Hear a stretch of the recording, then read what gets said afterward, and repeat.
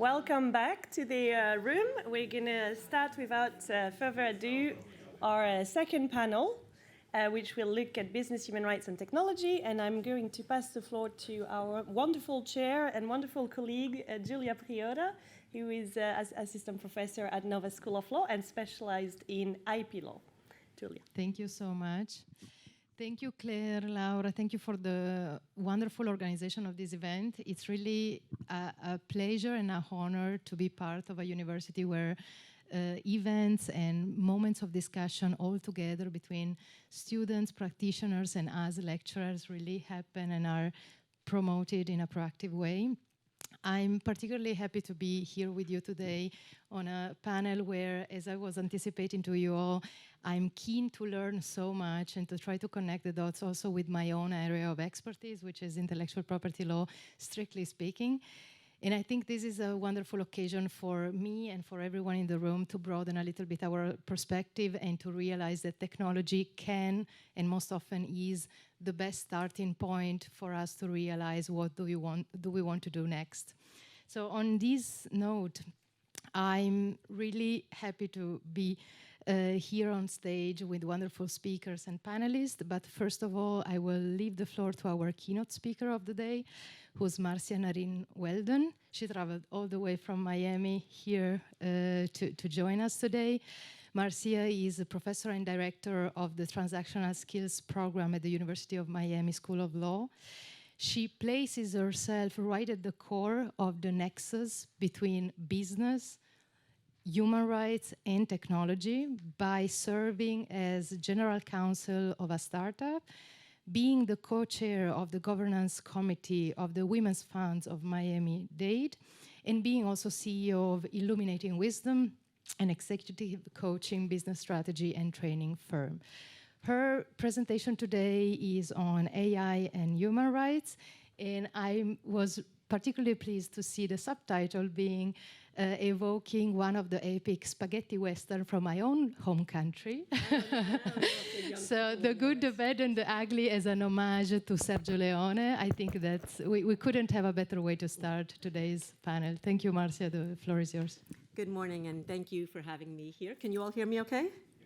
All right. I gave a similar version of this talk yesterday at LUSA, the official Portuguese news agency, and it was a very select group of people, and one of the people said, it's the lawyer's fault. So it's very interesting that I'm here today, and that we have some students in the room, and I'm going to go for the good, the bad, and the ugly. So first of all, I'm a professor. You have to raise your hands. How many of you have no idea what generative AI is? And don't be ashamed. Okay. How many of you have never used ChatGPT, Bard, any of those? Okay. How many of you have tried it but don't use it regularly? How many of you use it regularly for your personal use? Look at all the law students. Everybody noticed that, okay? See? When their papers come in, now you know. All right. And how many have integrated it into your business? Okay. So I'm going to talk about the good, the bad, and the ugly. The good being human rights, environment, healthcare, and education. The bad being job losses, risks, bias, privacy, and cybersecurity. And the ugly, the threat to democracy and the existential threat that we'll all be dead in a few years. But I will end on a hopeful note. So I asked ChatGPT, because you cannot do an AI presentation without asking ChatGPT something, what generative AI is. I'm not going to read it. But basically, think about it as I heard somebody else say, ChatGPT, for those of you who use it, is like a bratty teenager. It always thinks it's right, even when it's wrong, okay? And it's the foundation for lots of things, image generation, text generation, and from the time I did this presentation to the time of today, things have already changed. Amazon has announced an $4 million investment in Anthropic, which does ethical AI, and OpenAI ChatGPT says it now can talk to you. That's just from yesterday to today. Bill Gates says it's as fundamental as the creation of the microprocessor, the personal computer, the internet, and the last thing was the mobile phone. Some of the biggest godfathers and godmothers of AI have also said, we should mitigate this risk because it's as bad as pandemics and nuclear war. You all know the 30 human rights. we know the Sustainable Development Goals, and I don't have to say it, I said it yesterday, I don't think we're gonna make it at 2030, but somebody from the UN already said that. So let's talk about the good. There's a chart that shows that AI is actively being used to help with the Sustainable Development Goals. And where I think this is particularly helpful, since we don't have as much progress as we like, is that AI can exponentially help with that. The good, healthcare, this deals with certain Sustainable Development Goals. It can help with access to doctors when there's a shortage, access to medical information. It's detecting cancers much more easily. My mother is 86. She just went through chemotherapy for lung cancer. When they discovered it, it was at stage 3 because she never smoked a day in her life. Can you imagine if they had discovered that much, much earlier? Personalized medicine. Imagine instead of just getting antibiotics, you get antibiotics that are specifically tailored to you, not just your weight or those kinds of things. Education. The SDGs can also be helped from AI in here. There's a thought that now you can have individualized learning systems. When my son was a teenager, I tried to help him with math. I downloaded 8 million apps. I still couldn't figure it out. Now there could be a personal tutor in his pocket. Imagine for people in remote parts of Brazil or Africa or Asia to be able to have a tutor in your language with accurate information that never loses patience. It's true. I see this as a way to democratize education, freeing teachers up to actually teach as opposed to grading things, etc. What AI is really good at is at figuring out patterns. What humans are good at is nuance. For now. At some point, AI is going to be better at that. This right here is from Khan Academy. Some of you may have heard of Khan Academy. It was started by a man whose nephew couldn't figure out math, so he started doing these little videos. Khan Academy is now partnering with OpenAI to develop learning tools for people around the world. The environment. This is where I think we can have the biggest impact with AI because it's already being used to help design more energy efficient buildings, decarbonization of the energy system, monitoring methane systems, looking at air quality. I saw, and I'm going to talk about it later, I got up at 0:30 because I live in Miami to watch AI for Good when they had their conference. And they were talking about using geospatial AI to look at the rainforest and the Amazon and mitigating and getting fines from companies when they wouldn't be able to do this otherwise. And this is a chart that also shows the targets that could be enabled by AI and inhibited. So on balance, this looks like a good thing. Let's go to the bad. Also the environment. Earth.org is very worried about the levels of carbon emissions because even OpenAI's researchers have said since 2012, because some of you just heard about it this year when ChatGPT, OpenAI is not a new company. AI is not a new thing. AI has been in the system since the 50s. So we basically have 70 years of artificial intelligence, but it's exploded onto the public consciousness now. And the worry is about what do you need to do to run these systems? The bad, also education. As a professor, I have to teach things completely differently. And I'm trying to think about how do I teach people for the future? How do I teach the law students of the future when right now AI can summarize information, which is what it's really good for, in a few minutes? And for those of you in law firms, I don't know how you charge in Portugal. Most law firms in the United States charge by the hour. I don't want to pay $1,000 an hour, $600 an hour, when AI can summarize and make a chart for me much more quickly. I also worry about the future in terms of people not thinking and being as creative because you have the ability to get everything done for you. And a lot of times it's still wrong. Remember, when we look at Google or we look at the search engines, we're searching for sources. When people use generative AI, they're looking for answers, which could be good or it could be bad. I look at the future of work. The World Economic Forum has put out its report, and it says 23% of jobs will need to change in the next 4 years. They also say 60% of employees believe will require new training, but they don't have the resources to do this. 44% of worker skills will need to be upgraded. This is a big issue because if employers are not thinking about this, we're going to be left behind. And by the way, when they did the future of work, it was a survey of 803 companies, employing over 11 million workers, 27 industries, and 45 economies. Look at the fastest growing job. AI and machine learning specialist. That's not a major in most law schools. And most lawyers don't even think about that. Robotics engineers. I teach a course at the School of Engineering as well in ethics and technology. I'm really trying to get them focused on it because to the extent that they don't think of these, we're not going to have ethics by design, privacy by design, or human-centered design.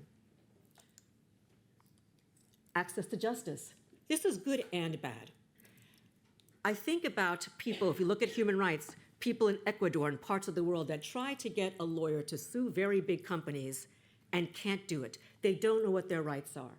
The big companies have all of the power. Imagine if people were able to have a reliable source of information so that they could go after the large companies that are having fish kills in the rivers and destroying their crops, as I saw when I visited Guatemala a few years ago. There's so much that can be done.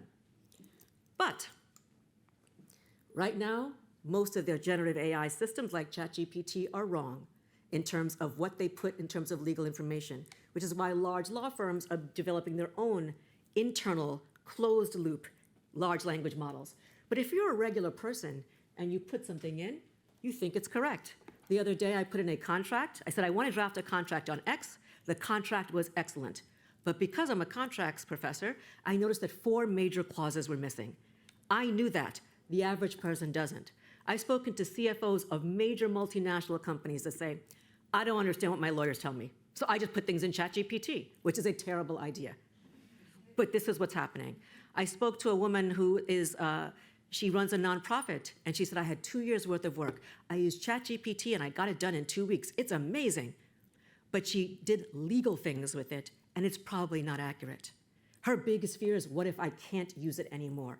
That's my fear when it comes to using OpenAI for legal purposes. It can be a boon for access to justice, and we think about access to remedy. But right now, it's not ready, and most people don't know that, including lawyers. A lawyer in New York who'd been practicing for 30 years used ChatGPT for a legal brief. 6 of the cases did not exist. He was fined $5,000. I'm appalled. No copyright protection in the United States. If you use anything you create with artificial intelligence has no human involved. I worry about unauthorized access to information and the right to privacy and potential violations of GDPR and others. I worry about the web being scraped to be able to train these large language models, which is how you get your information in the first place. Clearly, cybersecurity threats will go up to the extent that everybody in this room has already been hacked or will be hacked, including every single business in this room. It's going to be much easier now because the bots will become more powerful. And malpractice issues. At some point, it will be malpractice not to use generative AI as a doctor or a lawyer. Right now, there are certain artificial intelligence systems that are more accurate than doctors and even score higher on the empathy factor, which is the one thing we were saying, well, it can't be empathetic. And maybe Portuguese doctors are different. In the United States, not always very empathetic. The bad, the deep fakes. A deep fake is a situation where there is technology that can clone your voice in a matter of seconds and clone your likeness. A few months ago, Drake and The Weeknd, 2 very popular singers, there was a song that was made that had nothing to do with them. People went on criticizing the song, they loved the song, and they realized it wasn't them. This is why the music companies and others, and the artists and the creatives are suing these companies for violation of their intellectual property.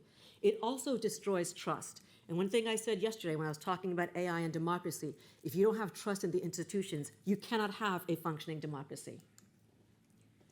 We'll get to the ugly. Deepfakes and harassments of citizens. I worry about AI being used to create very believable, either pornographic pictures, others, and some of you may have heard of what happened in Spain recently with a girl that was attacked because of some boys and what they did. False nudity photos for extortion, revenge pornography, so many things can be done. Imagine if you are a professor and all of a sudden your students see a picture of you nude and it's not you, or you're a political candidate. The misinformation. We cannot have functioning democracy, we cannot have human rights without accurate information. CNET, which does technical stuff and technical articles, I rely on them, I trusted them. recently had to issue corrections because almost half of its information that had been generated by AI was incorrect. The headlines that were generated by AI to get clicks and to get revenue drew people in to information that wasn't accurate. Again, this minimizes trust in our news media. I worry about election misinformation. Okay? To the extent that we have, in 2022, in the United States, there were texts sent in 5 states specifically to misinform voters. Facebook, otherwise known as Meta, recently removed thousands of bots that they believe came from China, specifically to influence US voters with false information. Generative AI makes this much easier and much faster. Even the CEO of OpenAI, who testified before Congress, said, "It is one of my areas of greatest concern, the more general ability of these models to manipulate, to persuade, and to provide one-to-one interactive disinformation." Because every time you go on social media, every time you go on the internet and you type things in, you are what's called training these large language models. And companies are already sophisticated enough. We are in this, what's called the engagement economy. Those of you who are not listening to me that might be on TikTok or doing some other kinds of things, every single time you go in there, you're training it. So the more disinformation that comes in, the more disinformation that goes out. My son did this a couple days ago. This is not Donald Trump. He used software to mimic. Now, if you look really closely, you'll probably think it's AI. Imagine if that was, the caption under said, "Donald Trump recommends that followers storm the courthouses where he's under indictment in 4 different places." So 4 different courthouses around the country are stormed or rioted. That could easily happen. I did not let him clone the voice. The technology is already there to do that. That's why this could be dangerous and ugly. So one of the questions I asked yesterday, and I'm asking to you all today, is, are we creating millions of fake humans with bots and deepfakes on social media that will influence people to vote or not to vote? Is the fate of humanity in the hands of a few powerful companies? And how will regulators keep up? This is when someone said to me, "It's the lawyer's fault." And it is the lawyer's fault because we don't get in until afterwards when we want to regulate. We need to be there at the beginning when we're thinking about development and deployment. We need to be the ones saying, have you thought about the human rights impacts of what you're doing? The next question I asked, will we reach a state of general artificial intelligence? And we're talking about when it's got more human-like factors in 5 years, 20 years, 50 years, 100 years. There's a huge debate among the people who know about when this may happen. Because I think if we fail to regulate the development and the deployment of AI, and I know the EU has its AI Act, which most people in the US think is too harsh, and the companies have said it's too harsh, but that's what will destroy democracy. That's what will destroy human rights. And by the way, I've been in business for many years. In my former life, I ran our campaign lobbying and our political action contributions for a Fortune 500 company. Companies never want to be regulated. They're always saying, let's do this self-regulation. We don't really need, we like this disclosure stuff because consumers are never going to read that anyway, right? And the investors ask for it, but they're really not, unless they're the Norwegian pension fund, they're not really going to disinvest. So I worry about this. But I'm hopeful, or naive. I'm hopeful because the EU AI Act, while not perfect, is at least a start. And I'm not going to go through all this in detail, but if you were to go through it, they've really thought through some of these. I'm thoughtful because in places like India and the OECD, they are focused on this issue. I'm thoughtful because in the United States, we cannot agree on anything at all. Our president may be under impeachment, his son is, indicted, and the other political candidate has 4 major court cases, so it's a disaster. But they've agreed that we need to do something about AI, to the point where a couple of weeks ago, 60 out of 100 US senators show up for a meeting with the people that are most in charge, those companies that are making this happen. Also there were the people that needed to be in the room. CEOs from Microsoft, Palantir, NVIDIA, the Motion Picture Association. Thankfully, we've just had an end to the Writers Guild strike. Why did they go on strike? They're worried about the use of AI taking their jobs. And by the way, lest you think that is a Hollywood issue, there was a study the other day that said 84% of the UK film industry is dependent on Hollywood, and they were taking a hit. the American Federation of Teachers, and leadership conference people. There are now public-private partnerships that were announced September 18th by the US State Department about the Sustainable Development Goals, where you had Japan, Kenya, Morocco, a number of other countries, plus the major players, Amazon, Anthropic, Carnegie Mellon, Google, Inflection AI, there to say, we need to do something with the Sustainable Development Goals, which of course, as we learned earlier, is also profitable. What's industry doing? IBM said, we're going to train 2 million learners in AI. Amazon, Microsoft also putting their money where their mouth is. But it's probably not going to be enough. Because will they find the people in the indigenous tribes in the parts of the most remote parts of the world? I worry about a digital divide where you're going to have even more of a haves and have-nots. It will get much worse before it gets better. But another reason I'm hopeful is that there's a document called partnershiponai.org, which has guidelines for AI. It specifically references the United Nations Guiding Principles on Human Rights. It actually makes you do due diligence, upstream and downstream. This is language we all understand, okay? Where they said you're gonna have specific stakeholder recommendations, and it looks at the benefits and harms. Every business should be thinking about this. It looks at people who create AI, people who use AI, the stakeholders, the labor unions, and the workers. And then, of course, AI for good. Lest you think it's all hopeless, I recommend that you go on and look. There's a YouTube channel. There's lots of different things. Every day there's a video where you'll see people using AI for medicine, to help children with disabilities, in the music, in the arts, in the economy. This is where I think we should be focusing on. I didn't do this chart, and it looks worse now that I look at it this way. but at least it shows a mapping of the Sustainable Development Goals and what we should be worried about. Cyber wars, slaughter bots, deep fakes, citizen searches, all the things that we care about in human rights. There are people who are looking at this. So I say to you that time is running out, but I don't think it's too late for us to regulate and to upskill and to reskill and harness the power of artificial intelligence, because when we do, I believe that we can solve the grandest problems of our time. To the extent that we see with climate change and poverty and the oceans, there's so much that's being done, we don't necessarily know about it. So I encourage questions later on. My time is up. There's the extent of my Portuguese. And thank you very much for your attention.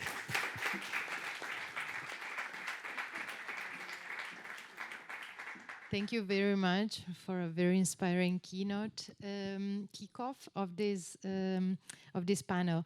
I now hand over the floor to our online speaker, Khandhadai, whom we will see exactly from the screen.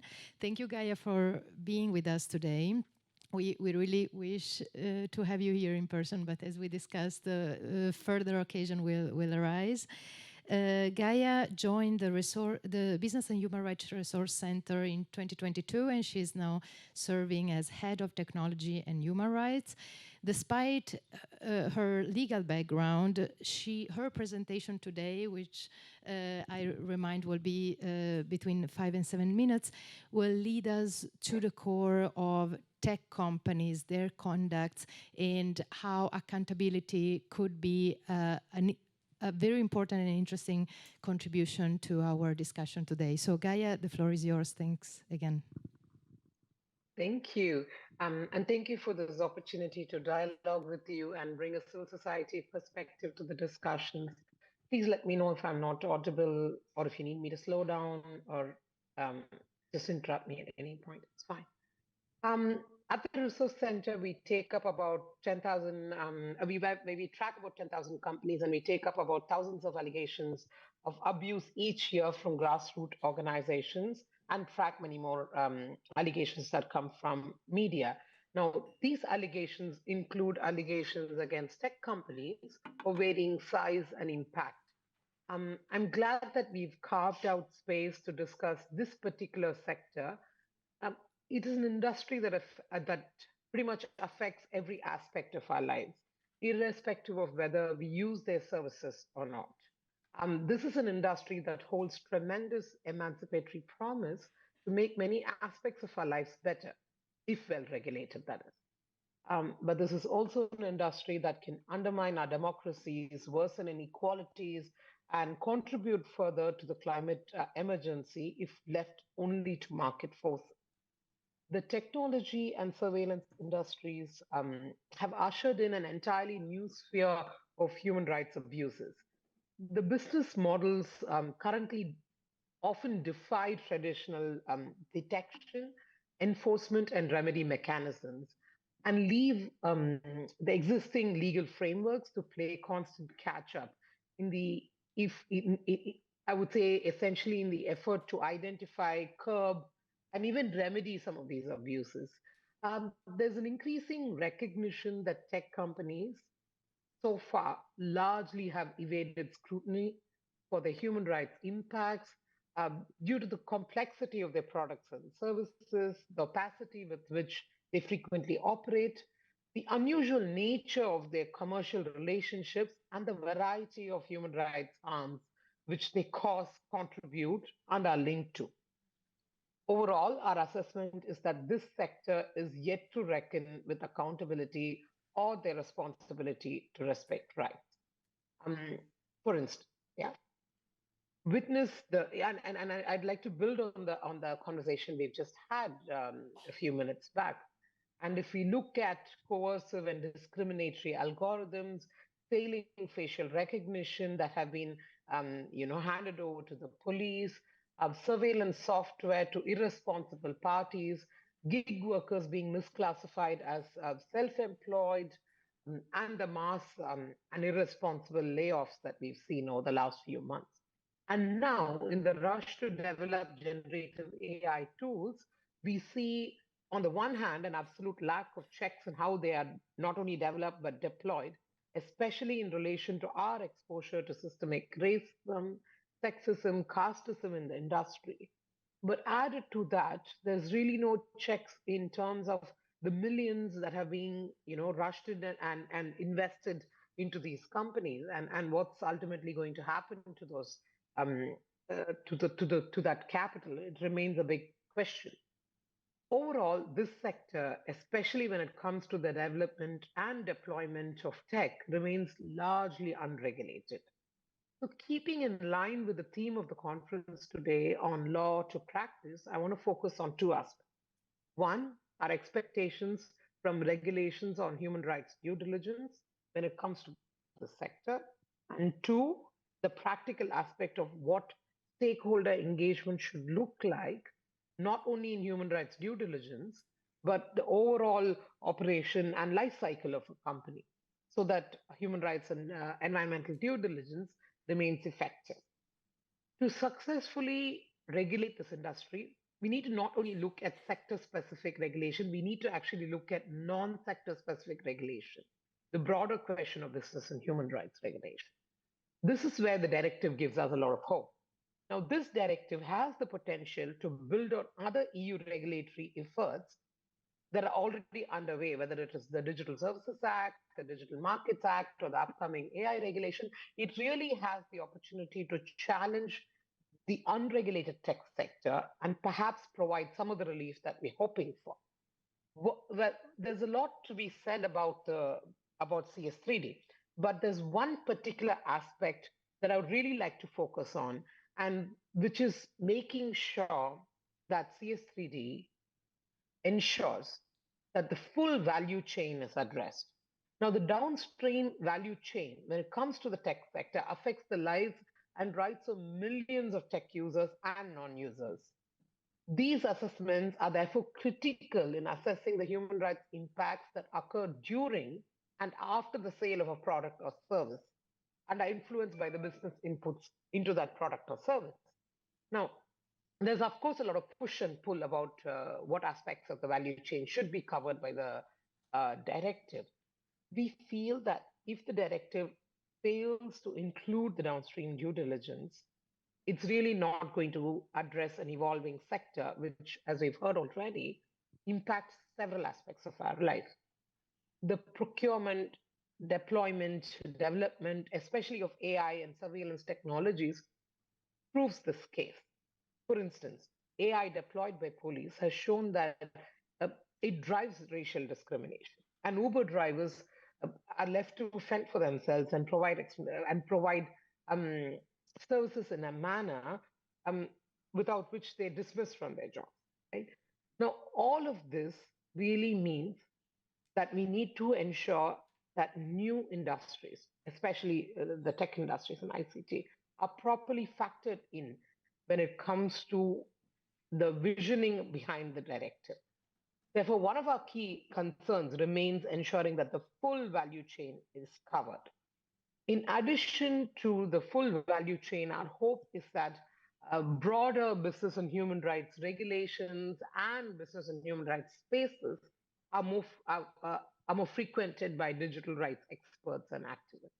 Now, what I would do is, I think I've already shared a particular analysis that we developed in the last couple of years, but this one relates to putting a tech lens on the directive. And I've already shared the link, but I'll put it in the chat in case this needs to be further circulated. In that analysis, we've looked at different aspects of the directive that we hope will receive some kind of strengthening in the months to come, so that the tech sector is adequately addressed. In fact, one of the things that I'm hopeful is that when this directive eventually becomes law, we hope we get special guidance which the regulation already envisions to the sector, especially to AI, especially to the surveillance industry. We hope that there's a little bit more closer oversight in how these industries should do due diligence, not only human rights, but also environmental due diligence. Now, let me move to another key aspect of human rights and environmental due diligence, which is stakeholder engagement. Given that the impact of the sector is most felt by those in the Global South and disproportionately felt by those in the Global South, at the Resource Center, we undertook a research last year where we spoke to about 40 digital rights defenders from the Global South, trying to figure out and get an understanding of their experience in engaging with tech companies, which are predominantly domiciled in the Global North and especially in the US and in Europe. What we found is that there is considerable room for improvement, to put it mildly. Some of the key challenges that were pointed out by our partners was the fact that these companies, irrespective of their size, and especially it gets even more problematic as they get bigger, is the opaqueness of business practices, is the inaccessibility of company structures, limited capacity within the policy teams or sustainability teams of these companies. Another major factor that was pointed out as an impediment to stakeholder engagement and indeed the process of holding these companies accountable is the fact that there's lack of whistleblower protections within these companies and for people who come out as whistleblowers against these companies. One of the troubling aspects is that almost all tech employees are forced to sign NDAs, which effectively prevents them from really providing civil society with any information unless they're willing to deal with the financial, emotional, legal consequences of building that relationship with civil society or academia or researchers. So whistleblower protection was another big problem. But the reason why we decided to focus on the Global South was one of the stark observations that came out during this research is that digital rights defenders in the Global South feel that irrespective of how poor the current engagement is with tech companies, that they feel that tech companies are perhaps more receptive and responsive to their Global North colleagues, which perhaps also hints at racism within, even at the level of how they engage, in the sense of the fact that our Global North colleagues have more access to data, are able to get a seat at the table, irrespective of whether ultimately what my colleagues share goes anywhere, but at least their voices are heard. Given that all of these challenges already exist, what can not only the directive do, but what could other actors do to resolve some of them? But let me say that overall, there's a clear sense of frustration. That's why we probably ended up titling our research, Dismantling the Facade. Now, I think I have already shared this link too, but I'm going to drop it in the chat in case you need the link to be handy. I'm just going to put it. So given that there is this sense of frustration, how do we move forward, right? We will need an improvement in concerted efforts by the industry, by these companies, to have meaningful stakeholder engagement. Now, without stakeholder engagement, there's really going to be no possible way to inform human rights and environmental due diligence processes, because ultimately it's communities who are impacted and those who work with these communities very closely who are able to explain the impacts of these companies. Now, from my perspective, tech companies are run by extremely intelligent, highly perceptive individuals. Now, human rights cannot possibly be such a complicated concept for them. But as was pointed out in earlier presentations, it's a question of responsible business. It's a question of the perspectives. So we hope on the one hand that the industry improves its own practices. We hope that states and other stakeholders are able to push these companies to do that. But to be fair, I also think on the other hand, there's certainly more that we could do as civil society to coordinate and collaborate in how we engage and address this sector. Thank you. Thank you, Gaia. Many thanks. We hope you can stay with us online until the end of the panel. We now move to the second speaker of today, who's Stéphane Brabant. He's senior partner at the Paris office of Trinity International Law Firm, and with his 30 years of experience as project and transactional lawyers with a focus on energy and natural resources sectors in Africa, he will lead us to approach the topic of corporate sustainability and due diligence from a technological perspective, trying to demystify the blockchain technologies for us. So we are thrilled to hear his presentation, and please take notes of questions and comments for all our speakers. We will have a little time at the end. Thank you, Stéphane. The floor is yours. Merci beaucoup. Merci au Portugal. Merci à l'Université de Nova. Et merci, Claire, for this wonderful session. Don't worry, I'm not going to speak French. I know that unfortunately we are not the main language anymore. English supersedes. I regret it, but this is a fact, and so therefore I learned the language. First, who knows about blockchain? Who knows about blockchain and human rights? Okay, so it's worth it to say something today. In fact, blockchain is neither regulated. The blockchain is a technique, is a tool which is auto-regulation. It is made to regulate. And it is made for transparency. And it is made only for the good. Unless you speak of cryptocurrency. That's not the subject of today. Therefore, we're going to speak of only good things.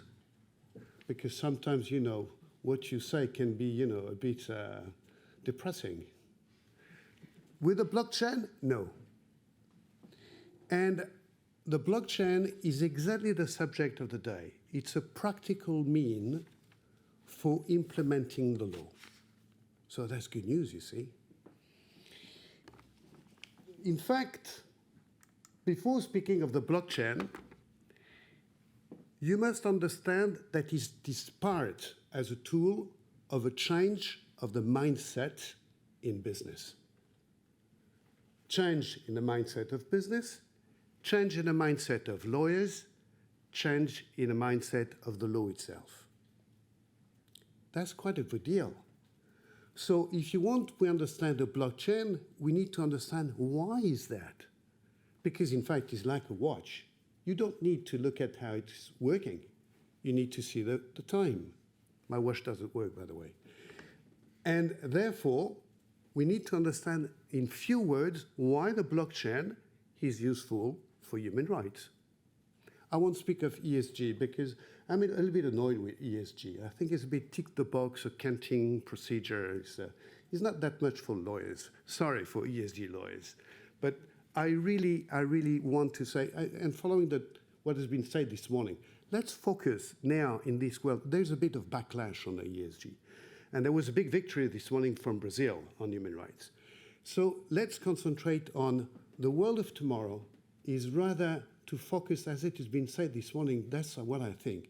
the most severe violation of human rights. If we can achieve that in business, we've done a good deal. And the blockchain can be extremely useful. It's part of a what? Kofi Annan and John Ruggie, we never heard their name anymore. What a shame.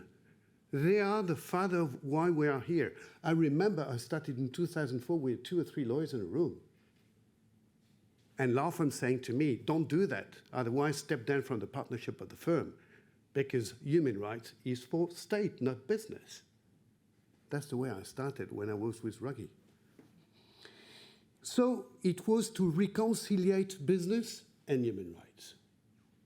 And for this, there is a revolution of the mindset of business.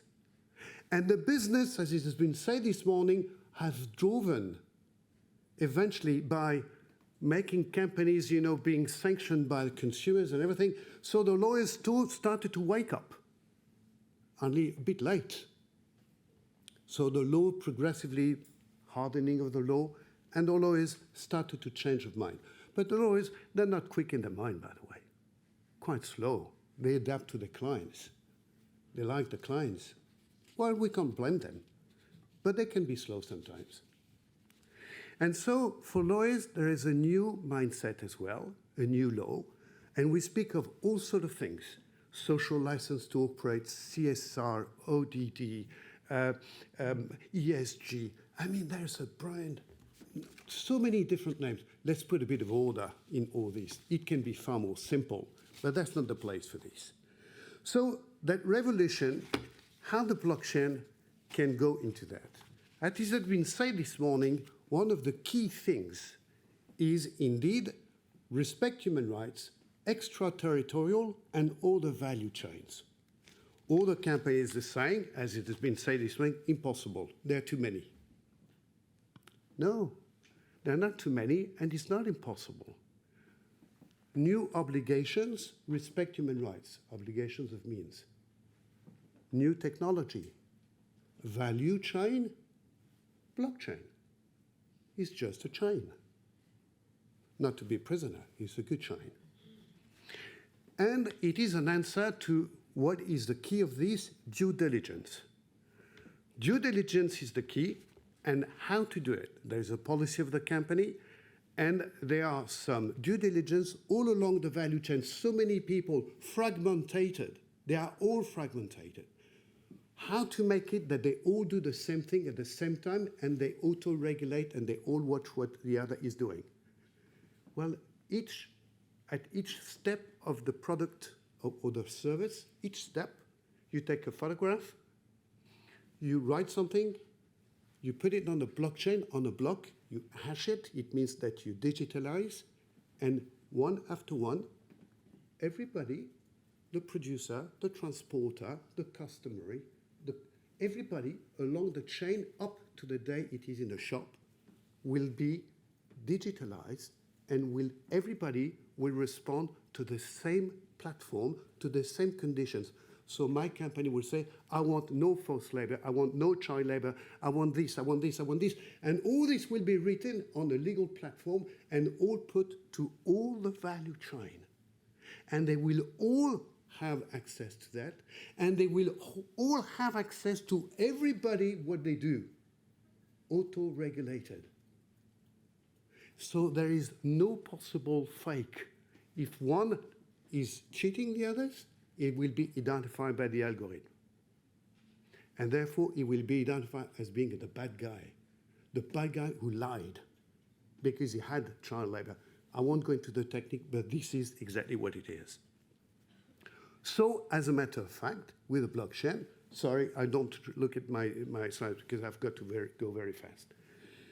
In fact, with a blockchain, you end up by, you can identify all the risk all along the supply and value chain, and you can identify and mapping all the most severe risk one by one. It depends on how you have put together your blockchain. So it is easy.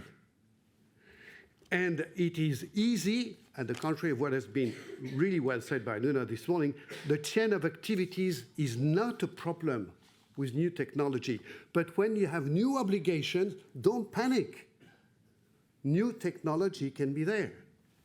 Indeed, the blockchain, I will go very fast, is a new language.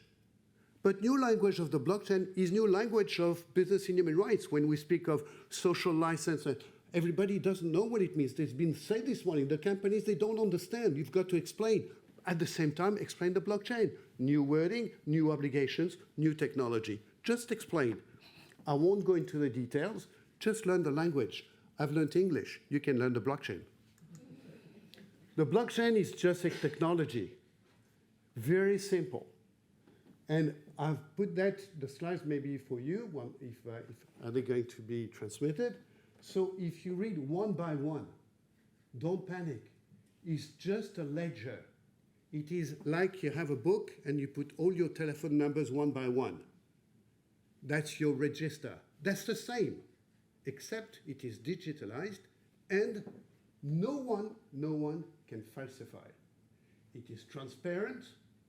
Everybody will approve each one. We are 20 or 25 on the blockchain. Everybody will have access to everything which has been said by the other, and they will have to approve it. So it's auto-regulated. There is not one person to manipulate. They're all together. And from different jobs, the auditors, the lawyers, the producers, the custom authorities, the Minister for Finance. Everybody can go on a blockchain and auto-regulate what is going on, therefore to make sure by this system that there will be a full transparency, immutable, tamper-proof, oro-dated. All that system makes it that it is clear way to achieve the respect of human rights. Stéphane, we have 2 minutes left. Yeah, and I will finish before that, so I save 1 minute for my colleague France after me. In fact, as a conclusion, it is a record keeping and trust building. You create some trust because everybody will be at the same time together to approve what the other has done. One block, one block, one block, one block. And each block are not fragmented. They have got to be coherent. So there is a fragmentation of the law. There is fragmentation in value chain. The blockchain is the answer to that fragmentation. Therefore, as I said, and you will read the last sentence, a universal tool to the construction of universal business human rights, hardening soft law, and to achieve more balance. That's a key word in human rights. More balance between, of course, making profit, but to be balanced with at least not to the detriment of dignity of people, at least that, the minimum, the most severe. If we can achieve that, that will be good. So just remember one thing for the blockchain. Value chain, blockchain. Thank you. Thank you. Thank you very much, Stéphane. We are moving fast forward for our 2 final presentations, but once again, bear with us and take notes, especially for our students, so that we can have a rich discussion afterwards in the final 10 minutes. Our next speaker for today is Matija Z. He is a leading impact entrepreneur committed to solve global food problems. Now, his presentation is inspired by his experience as founder and CEO of AGRIVI. Under the title of Driving Change in the Global Food System, Matija will lead us to understand altogether how a tech company can turn into a virtuous example, starting from something we might have lost our focus on sometimes, which is focusing on data quality. So Matija, the floor is yours. I see that your presentation is still not there on the screen, but I already hand over to you. Yes, hello everybody. So thank you, Claire, for inviting me. It was great to listen to previous panels and previous speakers.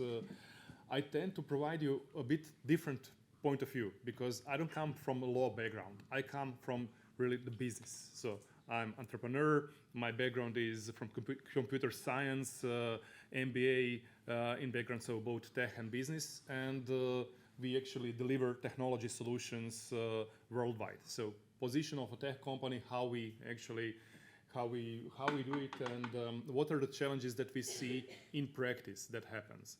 So yeah, it's coming. Yeah, here it is. So as a company, we are focused only on one thing, so one industry. We are not broad. We focus on agriculture. So our focus is on agriculture. We support different stakeholders in the agriculture value chain with digital solutions to produce healthy, safe, nutritious food in a sustainable and profitable way. So we try to, and we focus completely on farmers because they are the center in the end. So they are the ones that produce.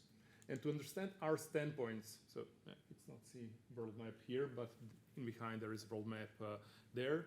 So our experiences come from working with companies in over 50 countries that source or produce over 200 different crops. So really diverse experiences, and in our work we work with biggest corporations and with really small growers. And what do we deliver to make it as more tangible as possible? So this is a software platform. So like when you like the different tools that you use in your business, different apps, we provide productivity suite. So for farms, this means providing them insights from satellites about weather risks, for better decision making, to be able to organize their work, to secure traceability, to be able to report. So completely productivity management in the end.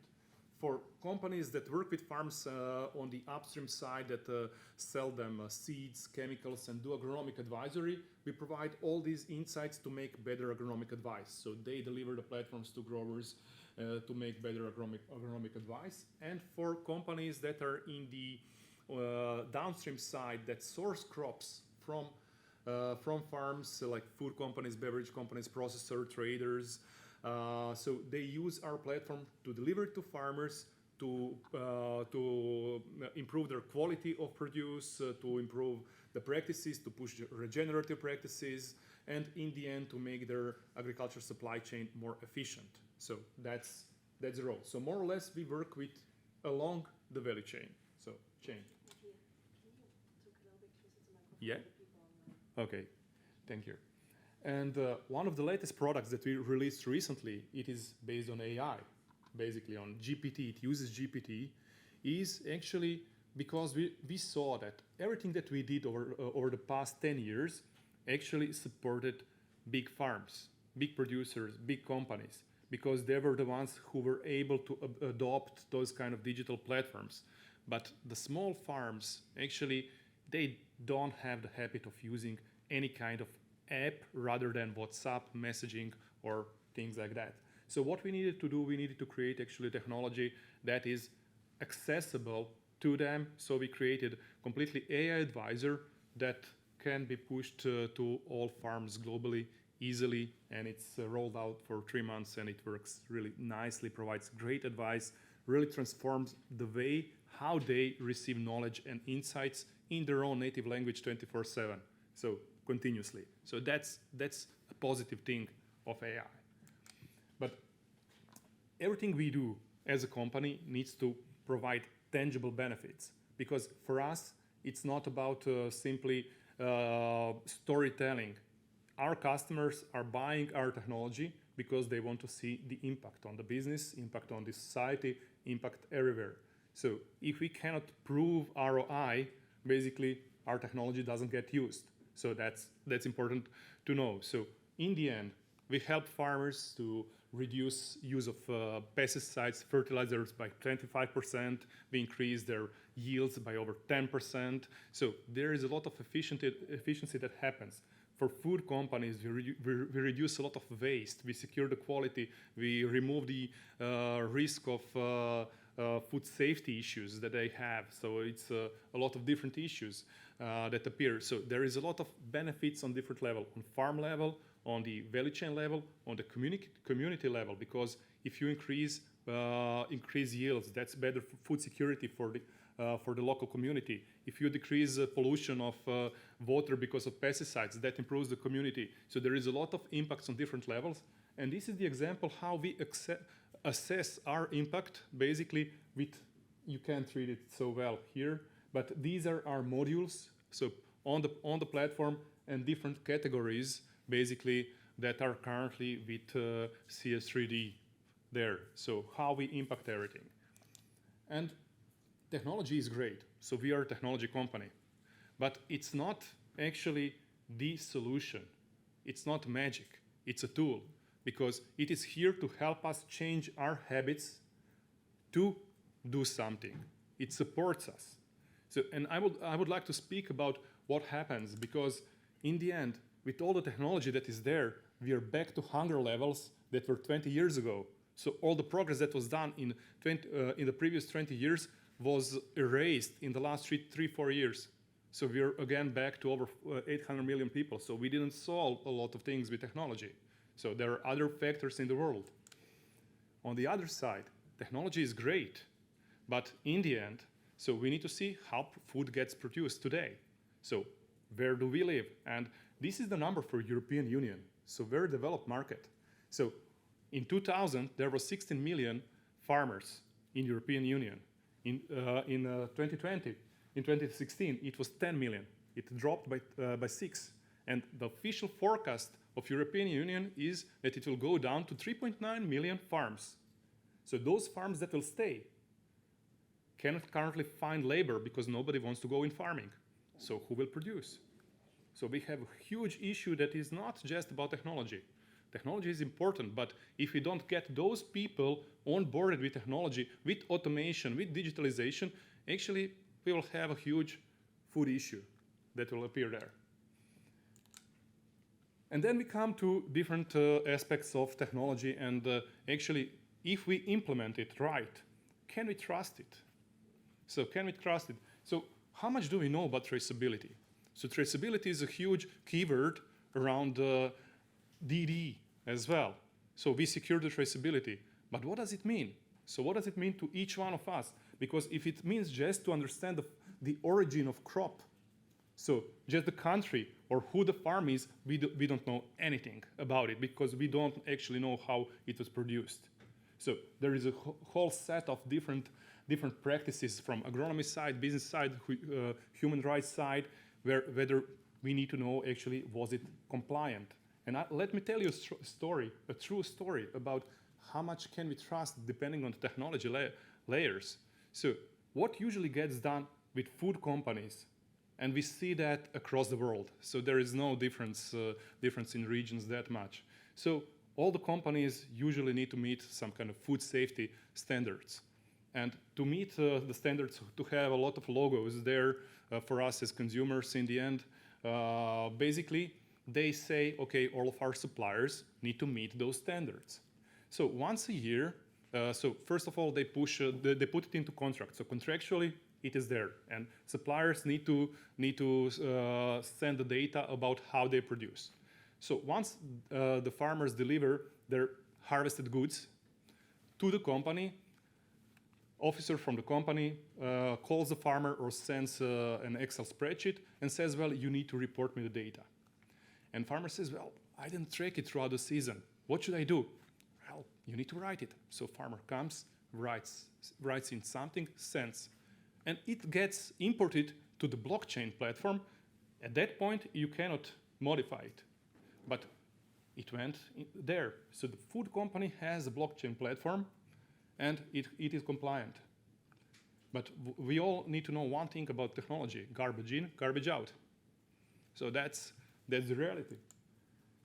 And the question is, okay, is it only about the compliance?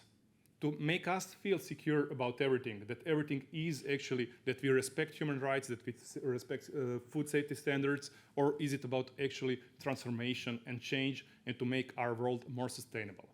So in the end, it is about partnerships, because if you ask farmers, will they share their data, how they produce, with food companies, 69% of them say that they are fear of additional regulation and that companies will misuse the data against them on the profit side, on any kind of side, so they will not do it. So it's about partnerships, it's not just about compliance. Thank you. Thank you.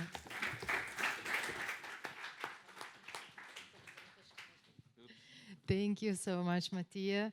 Last but not least, we have with us Pedro Oliveira, Dean and Gulbenkian Foundation Chair Professor at the NOVA School of Business and Economics. His presentation is bringing us to a very nice reflection on AI again. So where we started with our keynote speaker today, somehow we also closed the contributions of the day.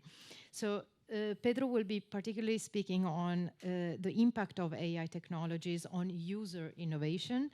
And these, once again, I think, as a contribution to today's discussions, is really opening the perspective on business, human rights, and technology as the mean for improving individuals' and communities' well-being. So thank you, Pedro. The floor is yours. Thank you, Giulia. Thank you so much for your words. So let me share that 8 months ago when I took office, shortly after I took office, one of my colleagues enters my office and tells me, Pedro, we have 1,800 students that are submitting theses, and many of them were produced by ChatGPT. What do we do? Are we going to read them carefully and then grade them? Or are we going to stop this? And of course, we thought about it and concluded there's no way to stop this, right? It's as efficient as trying to stop the wind with your hand. It's not going to work. We are trying to prepare students for the real world out there, so we need to embrace this. But are we going to embrace this and let students do it? She asked. I guess that's what we have to do. And then what do we do to give them a grade? Well, rather than reading carefully what they submit, I think what we need to do is to discuss with the student, right? Increase the importance of orality in the process. Because, of course, the student now needs to have critical thinking about whatever is written in the documents. And if we do it this way, we are taking the most of technology, because actually we were using other technologies before. And in fact, this is good for everyone. So I'm very optimistic about AI, and I would like to share with you one project where, in fact, we do amazing things, I believe. But before I get there, let me tell you that I think there are a number of dimensions where I'm really pessimistic about AI. And Marcia already talked about that. You know, this guy was in Lisbon a few years ago, Alex Nix from Cambridge Analytica, and this quote is scary, right? Things don't necessarily need to be true as long as they are believed. That's exactly it, right? And that's a business model for many companies. Not long ago, The Guardian, came out with this investigation about this company from Israel. I don't know if you have heard about this. What they do is that they have an AI technology that controls bots. They actually manipulate about 30,000 fake profiles that go out there to their clients. Typically their clients are parties that want to win elections or companies that want to destroy the competitors. And what they do is that they end up convincing people that the right way is to vote for Mr. X or Mr. Y. I don't know if this will work, but briefly, they won 27 out of 33 elections where they participated. Presidential level campaigns we have completed, 27 of which were successful. One of Team Jorge's secret tools is a piece of software called AIMS, which weaponizes social media. I'll show you why our system is considered by the type of client that buy it. We have thousands of profiles. Each and every one of them multi-layered. It means they have Facebook and Instagram and Twitter and YouTube channel and Telegram and whatever you want. Hanan's team control an army of more than 30,000 bots. A bot is effectively a social media account that pretends to be human but isn't human. It's being controlled through automation. Team Jorge's bots or avatars are by far one of the most sophisticated that we've ever seen. The bots are multi-layered and have corresponding accounts on several other platforms, much like a human being does, which is why when you look at it initially, it does appear to be a real person. So you see, it's impressive, right? Politicians out there now they know that if they want to win elections, there's a company in Israel that will charge $500,000, more or less, and the results so far are pretty good. And this is very scary. And of course, everyone is very worried about the next election in the US. So this is awful, and I'm really worried about that. I wanted to say this before, in fact, I became a bit more enthusiastic and show you what we have been doing with AI. And this is when, a few years ago, we actually, in our research, discovered that sometimes patients are actually able to develop medical devices for themselves, all by themselves. This is Taylor Goldsworthy. He's an engineer from England. At some point, he went to see his doctor, and his doctor told him that he was going to die. And obviously, he wasn't very happy with the news. He went home thinking about this problem. And this problem is that his aorta is at the risk of having a rupture that would kill him. And, you know, in fact, he told him, you are going to live another 2 years, 24 months. Long story short, he went home thinking about it and realizing that, well, there should be a solution for this. Well, actually, the patient ended up developing the aortic support that you see in the picture. And a couple of months later, he walked back into the doctor's office and asked the doctor, do you mind helping me? Because he told me that I'm going to die. But, you know, I've been working on this device. If you help me putting this thing in, because I cannot do this at home, I don't recommend that you try to do stuff like this at home. You know, maybe I can survive. And you see, the thing is that he convinced the doctor in London, after a long conversation. Of course, the first thing the doctor told him is, are you crazy? But he convinced the doctor that this was a good solution. And not just he saved his life, but they saved the life of about, actually, now almost 900 people that have received the same aortic support. You know, he actually submitted a patent, he developed intellectual property, he has a patent for this. And then we start realizing that there were thousands of people out there like Tal. What we did was that we prepared a platform so that patients could share among themselves what other patients have done. Now we have about 5,000 medical devices that were developed by patients. Well, all this was done before AI, and what's interesting is that, you know, we help these patients to further develop what they have, and now actually we do this with the help of AI. Because if you think of AI as a tutor, as something that is there to help you, in fact, this is going to be very helpful. And actually, in a highly regulated field like healthcare, where you are not going to be able to bring a product to market that is totally crazy, this is actually good news because you are safer than in other areas. You can move much faster. So you see, this is the boot camp that we do. We take students from Lisbon to Barcelona and then to Copenhagen. And to give you an idea, what we first started doing was to ask AI for help. For instance, we first asked AI, this is a ChatGPT, to make it very simple. Can AI help patients? And guess what? Yes, of course, we can help patients to develop solutions for themselves. You know, I'm not going through this in detail, but of course, he is mostly correct. The next thing we asked was, can you actually give me instructions to produce a aortic support, just like the one that we did for Taylor Goldsworthy? And he said, oh, no, sorry. I mean, this is a medical device. This would be very dangerous. Of course, that's what we expected, right? Then we asked him, can you actually, just for learning purposes, it's exactly the same question, we just put, for learning purposes, can you give us instructions on how to 3D print the aortic support that you just saw before? And basically then, and sorry, the format is not perfect, but basically, you know, he gave us like 4 or 5 pages of instructions. And guess what? They make sense, which means that the patient out there that needs help for any sort of health condition can actually use this stuff. You see, the point is, you know, all sorts of patients. We first did these with examples that were some complex, what we call type 3 medical devices. This is a type 1 medical device. You know, it's a woman from the US, from Miami. At some point she had cancer. Her doctor, well, she actually had a double mastectomy. After the surgery, the doctor told her, there's no way you can take a shower for the next several months.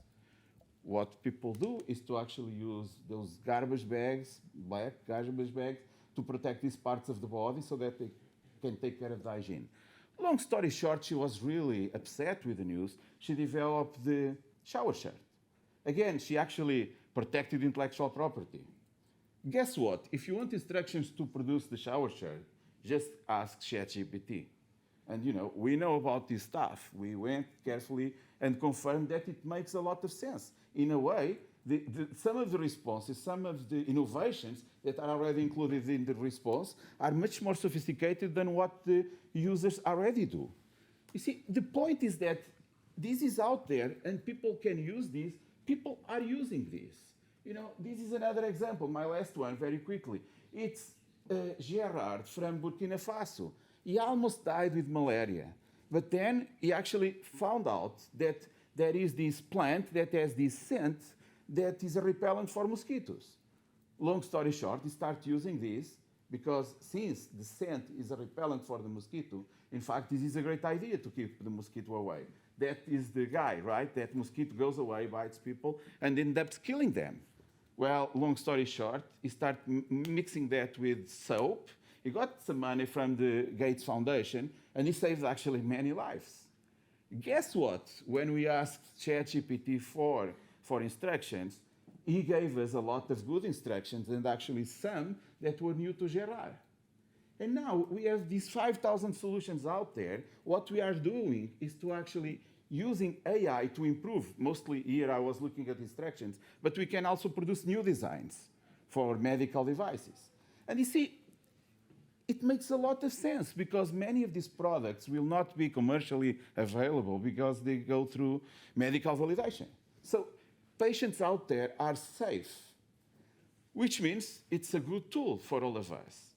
And we are very happy because we even got the sponsorship or the support of people like this guy here.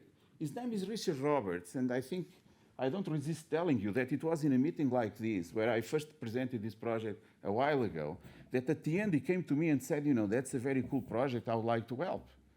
And I was like, okay, thank you. And then he actually said, maybe I could be part of the team. And that's when I thought, this guy is probably looking for a job. But I don't have any resources, so I'm not going to hire him or anything. And he insisted, I could even bring some of my friends that could help you in this project. And I was like, oh my God, I'm not going to do that, right? So I think I lost my attention. He told me that, your mind is somewhere else. Of course, if you think this project deserves our contribution, let me know. And by the way, I didn't introduce myself, but my name is Richard Roberts, and I got the Nobel Prize for Medicine. And before I was telling you about people like Aaron Shikanover, a Nobel laureate from Israel, or Bob Langer, the founder of Moderna, they could all contribute to this project among other friends. And that's when I started paying attention. I was a bit distracted. And you see, it's amazing because he got that, right? It always works when I play my Nobel card, people pay attention. Yeah, but let me tell you, the reason why I understand this project very well is because my son had a car accident 20 years ago and got paralyzed. He couldn't move anything below the neck after the accident. I know that many of the innovations that I have developed in the past 20 years, it's not because I'm a scientist, it's because I'm a father that at home tries to fix small problems. I know that if we share these solutions with others that may need it, or if others share them with us, this could be amazing. And by the way, now we have AI, and AI will totally revolutionize the way we think about innovation. In this case, innovation by patients, by what we call users, as well as the entrepreneurship process afterwards. So this is what I wanted to tell you, to finish with a more positive tone. First, I told you that it's going to destroy democracy, but there are good things about it as well. So thank you so much. Thank you so much. Many thanks. I know we have 5 minutes more, which we gladly dedicate to our youth ambassadors for spot-on questions they prepared for us. And I'm pretty sure that the discussion can be just inspired by our panel and follow then during our lunch break. So we have Joanna and Claudia.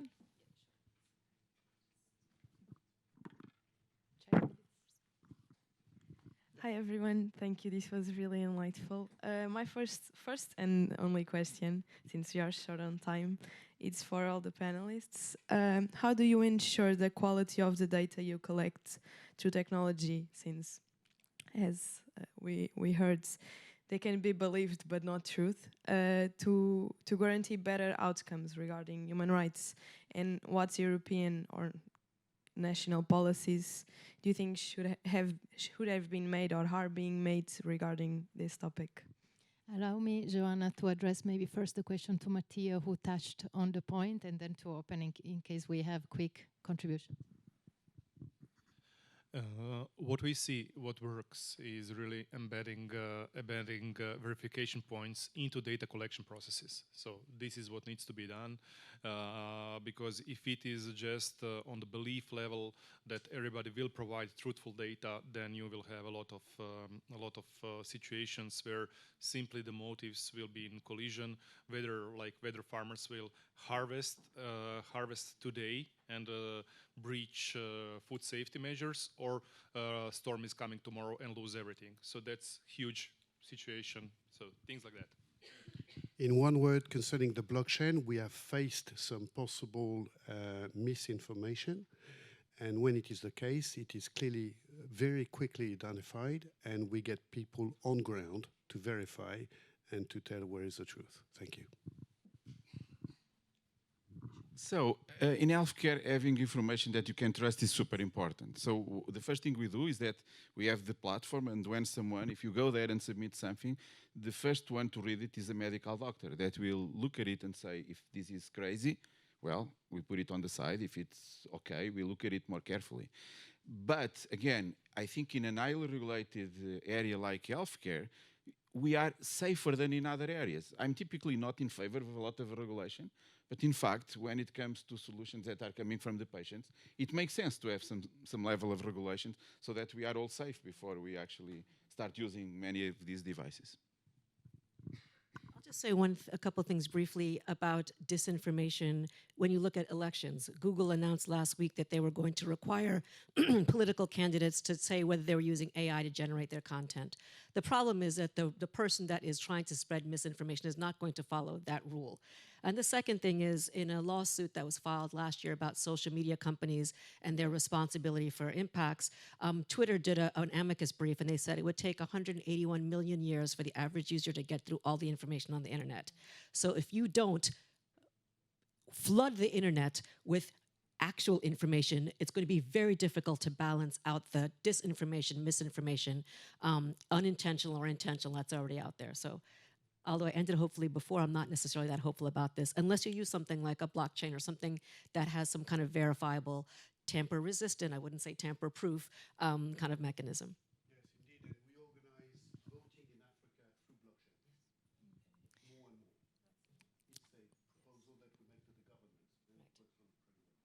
Gaia, do you have also a word to share on this topic? Very briefly. No, just very quickly to say that I really think that the only way to keep up with the evolving challenge of the validity of data and the integrity of data is to allow for audits. This is an industry that has absolutely no industry-based certifying processes, for instance, right? So there's no way to actually audit these algorithms, audit the data that's being collected.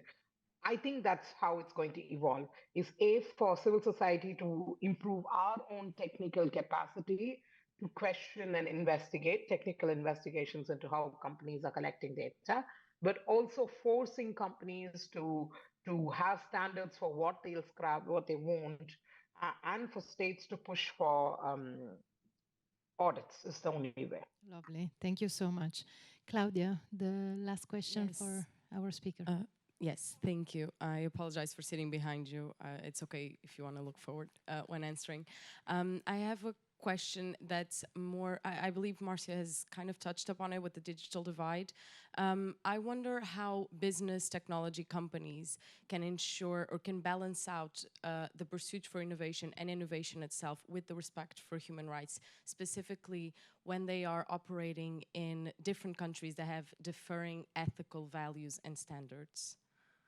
Is this question for me specifically? Not necessarily, but I just believe you kind of touched upon it. I'll just start that I don't know how that's going to happen because, like you said, I think the bigger problem is we don't have shared values generally.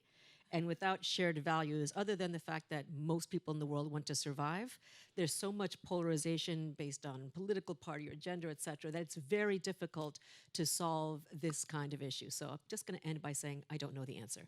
I probably shouldn't have taken the microphone. I can quickly add. Yeah. Well, no, should I go first? No, sorry, and I also have to slip away. I have another meeting, so I'm going to run away. I just wanted to say that that's actually the crux of the question: is how do we make sure that in different jurisdictions it works?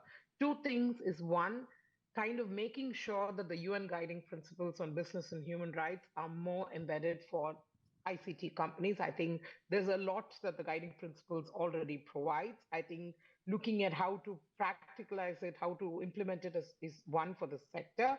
But I think the other one that's more relevant to this room is the fact that at the moment, there's very, very weak jurisprudence holding tech companies accountable. The more courts get involved, I do see that as one of the major avenues through which we're going to get more accountability, we're going to get more uniformity. Thank you. Very few words. The UN guiding principles say you must comply with the law, but you must respect human rights. All companies all over the world in the same manner. Therefore, the mother company, to some extent, is going to have that legal platform identifying with the lawyers in business and human rights, an expert, how to comply with the law of each participant to the blockchain, and how for each of them to comply with international law.